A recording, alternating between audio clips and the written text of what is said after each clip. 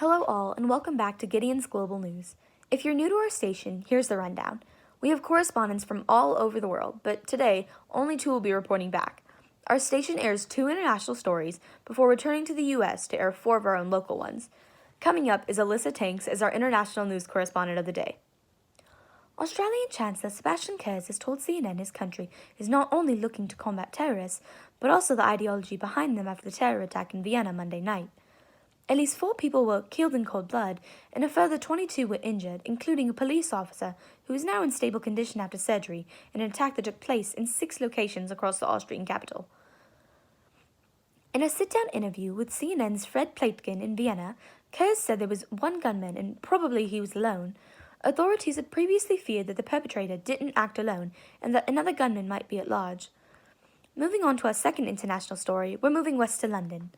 Sunday night's news that Prince William tested positive for coronavirus earlier this year had raised questions as to why the British public was not told that the second in line to the throne had been ill during the pandemic. According to a report in the Sun newspaper, which the palace has not denied, William told an observer at a function that he chose not to go public with his diagnosis because there were important things going on and I didn't want to worry anyone. The Sun noted in its report that the prince took a 7-day break from calls and videos messages from April 9th to April 16th. During that period, British Prime Minister Boris Johnson was off work recovering from his own bout of COVID-19, which was so serious he had to be treated in intensive care, leaving his Foreign Secretary to run the country. Several other members of Johnson's government and his advisors had also tested positive for the virus. Thank you, Alyssa, for that wonderful segment on international news. Moving on to the American stories, we're starting down south in Louisiana. In Baton Rouge, a fraternity member at Louisiana State University was charged with 13 counts of hazing after police said he forced new members into drinking so much alcohol that their health was endangered, and in one case, leaving the person hospitalized and on life support.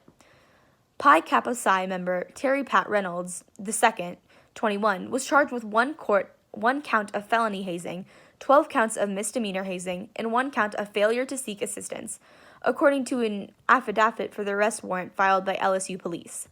The hazing investigation began after police responded to Baton Rouge General Medical Center on October 19th.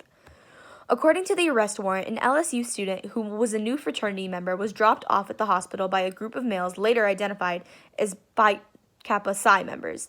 The victim had severe alcohol poisoning, was unresponsive, and had to be placed on life support, the police affidavit stated. Talk about a dangerous college experience. Moving on to Texas, we're getting a little political. People in the West Texas city of El Paso are waiting in 2 lines on Tuesday, one for COVID-19 testing and another to vote. El Paso became one of the nation's hotspots for the virus after seeing a dramatic rise in COVID-19 cases over the past few weeks. Tents were built outside a hospital to treat the influx of patients, healthcare workers traveled from across the state to help, and the medical examiner has received additional morgues. Despite the outbreak, El Paso is seeing a higher voter turnout than in 2016, and some consider the city key to end the unchallenged Republican dominance in America's second largest state.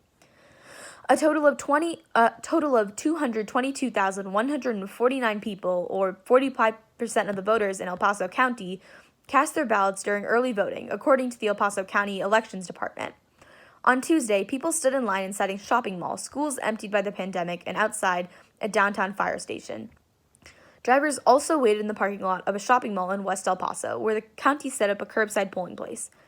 Staying in the political arena, we move to Wisconsin to talk more about the judicial aspect of politics. Kyle Rittenhouse, the teen accused of fatally shooting 2 people and seriously injuring a third during protests in Kenosha, Wisconsin, attended a virtual hearing Monday where his bond was set at $2 million. Kenosha County Commissioner Lauren Keating said the bond was set at such a high amount because the court considered Rittenhouse a flight risk, given that he could face a mandatory life sentence or at least significant amounts of time, likely decades of time, period of incarceration if convicted.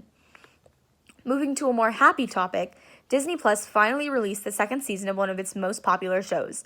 If Baby Yoda, aka The Child, was the big surprise when The Mandalorian made its debut a year ago, the 2nd season arrived amid sky-high expectations that seemed difficult to fulfill. Yet the Disney Plus series managed to deliver them with its premiere, which featured numerous creatures and aliens looping back into the mythology of the original trilogy, and yes, another flourish designed to set the internet ablaze. One of the most impressive aspects of the first season involved the show's ability to tap into Star Wars nostalgia while charting its own creative path.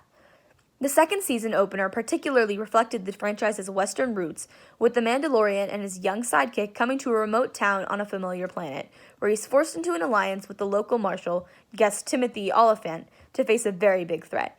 That's all we have for you guys today. This is your host, Gideon Townsend, signing off.